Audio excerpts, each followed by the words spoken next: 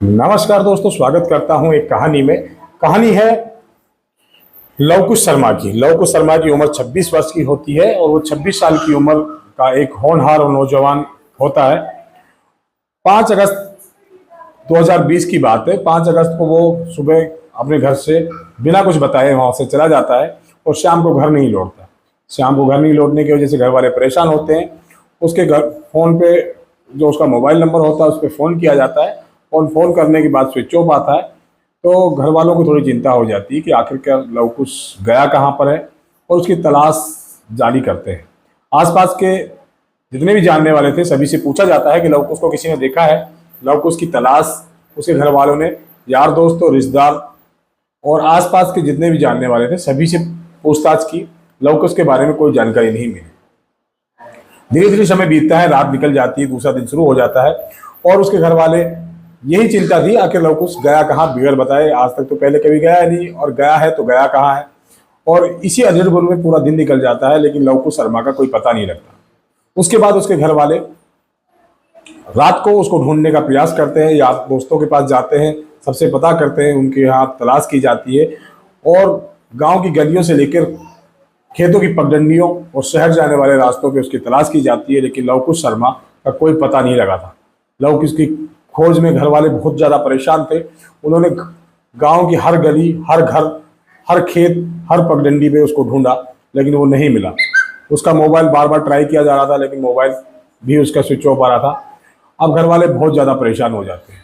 उसके बाद उसका जो भाई होता है वो सुबह थाने जाता है और थाना पड़ता है विचित्रा थाना जो पड़ता है, उस थाने में जाकर के रिपोर्ट दर्ज करवा दी जाती है कि 5 तारीख से सुबह से उसका भाई लापता है। उसको हमने यार दोस्त, रिश्तेदार सब जगह ढूंढने की कोशिश की लेकिन उसकी कोई जानकारी नहीं मिली। हम पुलिस से अनुरोध करते हैं कि कृपया हमारे भाई को ढूंढें और ढूंढ करके बताएं कि आखिर वो गया कहाँ। अब पुलिस वाले पूछताछ करते हैं कि लोग कब घर से निकला था, उसकी किसी से दुश्मनी थी या किसी से दोस्ती थी, कौन गहरा दोस्त था, कौन गहरा दुश्मन था, और सब तरह की बातचीत उनसे पता करते हैं। उसके बाद उसकी रिपोर्ट दर्ज करके पुलिस उसके तलाश में जुट जाती है, अपने गुप्तचरों को सूचित करती है और गुप्तचरों को एक्टिव कर देती है कि आखिर में ये कुलदीप शर्मा आखिर गायब कहाँ हो गया। उसके बाद पुलिस की जांच में कुछ छुपी हुई जानकारियां आती है। कुलदीप सिंह नाम का एक लड़का होता है जो लव कुश का बहुत अच्छा दोस्त होता है और दूर के रिश्ते में वो उसका भाई भी लगता है, लेकिन वो उसी गांव में रहता था जिसमें कुलदीप शर्मा रहा करता था। पुलिस को यह पता लगता है कि उसकी दोस्ती कुछ हद तक ज़्यादा ही बढ़ गई थी क्योंकि उसकी बीवी से उसकी कुछ इस तरह की दोस्ती हो गई थी जो कुलदीप को पसंद नहीं थी और कुलदीप इस वजह से बहुत ज़्यादा परेशान रहता था। और इसी के चलते कुलदीप ने अपना मकान दुकान सब वहाँ से बेच करके और वो जाकर के आगरा में रहने लगा था। अब पुलिस को जैसे ये बात पता लगती है तो पुलिस के कान थोड़े खड़े हो जाते हैं और पुलिस उसकी तलाश में कुलदीप को ढूंढती है। पुलिस ने लव कुश शर्मा का जो मोबाइल था उसको ट्रांजिट लोकेशन पे लगा दिया था जिससे उसकी आसपास की लोकेशन का पता किया जा सके कुलदीप कहाँ कहाँ गया था। अब पुलिस को लोकेशन के बारे में पता लगता है, जो खंगोली होता है, खंगोली के आसपास की उसकी लोकेशन होती है कि वो खंगोली गया था। और खंगोली क्षेत्र वो क्षेत्र था आगरा के नज़दीक जहाँ पर ये कुलदीप सिंह नाम का जो व्यक्ति था वो रहा करता था और उसके आसपास की ही लोकेशन आ रही थी। अब पुलिस को डिटेल निकालने लगती है तो पुलिस को कुछ अहम सुराग निकलते हैं और कुलदीप की जो पत्नी थी जिसका नाम मधुरिमा था उसका भी लव कुश शर्मा से बहुत गहरी दोस्ती थी और उसी के चलते कुलदीप परेशान भी रहता था उसकी दोस्ती से और उसी के चलते वो घर बार छोड़ चुका था। अब पुलिस सोचती है हो ना हो कुलदीप ही इस कड़ी की आखिरी कड़ी है। अगर कुलदीप को पकड़ते हैं तो शायद सब कुछ सामने आ जाएगा। उसके बाद पुलिस सीओ देवेंद्र सिंह की नेतृत्व में एक टीम गठित करती है और सीधी पहुंचती है खंगोली जहां पर कुलदीप रहता था और कुलदीप को वहां से पूछताछ करने के बाद उसको गिरफ्तार कर लेती है। गिरफ्तार करके सीधा उसको चित्रा थाना लेके आया जाता है। थाने में आकर के उससे पूछताछ की जाती है, सख्ती से पूछताछ की जाती है। सख्ती से पूछताछ के दौरान कुलदीप सिंह बताता है कि 5 अगस्त के दिन मैंने फ़ोन किया था और फ़ोन करके काफ़ी दिन हो गए थे मुझे उससे मिले हुए, तो मैंने उसको मिलने के लिए अपने यहाँ बुलाया था और मिलने के बाद हम दोनों ने शाम को अपने हमारे ही घर पे बैठ करके थोड़ी थोड़ी ड्रिंक की, और ड्रिंक करते करते पता नहीं नशा कब उसको ज़्यादा हो गया, और वो कहने लगा कि मेरी हालत अब जाने लायक नहीं है, अब मैं यहीं सोऊंगा। और वो कुलदीप रात को मेरे घर पे रुका, और सुबह करीब 9 बजे वो वहाँ से चला गया। अब पुलिस को ये भी तो विश्वास हो गया था कि दाल यहाँ से ही काली हुई है, दाल में इन्होंने ही कुछ गड़बड़ की है। तो पुलिस अब उससे सख्ताई से पूछताछ करती है, और पुलिस को ये शक भी हो जाता है कि कुछ ना कुछ कुलदीप ऐसा छुपा रहा है जो उसकी बातों से मेल नहीं खा रहा है। और कुलदीप पुलिस को जो गुमराह करने की कोशिश करता है, तो पुलिस समझ जाती है कि ये बार बार पुलिस को गुमराह करने की कोशिश कर रहा है। तो पुलिस उसे कहती है कि अगर तू बचना चाहता है, तेरे बचाव में कुछ हो सकता है, तो सिर्फ अभी मौका है। अगर तुम सच्चाई कबूल करते हो, तुम बता देते हो लवकुश शर्मा के बारे में, तो पुलिस तुमसे कुछ रियायत कर सकती है। उसके बाद जो सीओ होते हैं वो बहुत ही कड़क स्वभाव के होते हैं, और वो गहराई से उससे पूछताछ करते हैं, सख्ताई से पूछताछ करते हैं। तो अब कुछ राज खुलने लगते हैं। अब कुलदीप की टूटने की बारी थी। पुलिस द्वारा तीखे सवालों का जवाब वो सही तरह से नहीं दे जा पा रहा था। पुलिस उससे पूछती है कि तुम्हारे बीवी का जो मधुरमा नाम है, उसका कॉल उसके पास लास्ट बार आया था, और उसके बाद उसका कहाँ गायब हो गया, कहाँ उसका मोबाइल है। और पुलिस उससे पूछताछ करती है। अब पुलिस के सख्त रवैये को देखते हुए कुलदीप को टूटने की बारी थी। कुलदीप बताता है कि अब लवकुश शर्मा इस दुनिया में नहीं है।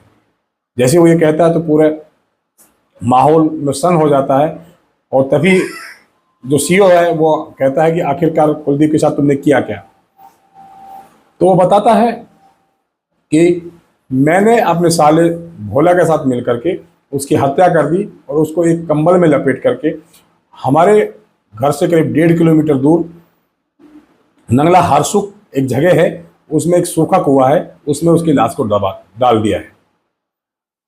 पुलिस के सामने इकबाल बयान जब करता है, तो पुलिस उससे मोबाइल के लोग पूछती है कि उनका मोबाइल कहाँ है। तो वो कहता है कि जब रास्ते से हम आ रहे थे तो मैंने उसका मोबाइल स्विच ऑफ करके कहीं फेंक दिया है। उसके बाद पुलिस उसको साथ लेकर के वहाँ जाती है जिस कुएं में उसकी लाश को फेंका जाता है, और पुलिस उसको रास्ते में लेके जा रही थी। तभी वो घर वालों को फ़ोन करते हैं, कहते हैं कि आप नंगला हरसुख आ जाइए, वहाँ हमें कुछ सूचना मिली है। तो उसके घर वाले भी वहाँ पहुँचते हैं, और जाकर उस कुएं के पास पहुँचते हैं जहाँ लवकुश की लाश डाली गई थी। और पुलिस जाके देखती है तो उसमें एक गली सली लाश पड़ी हुई थी, गली सली।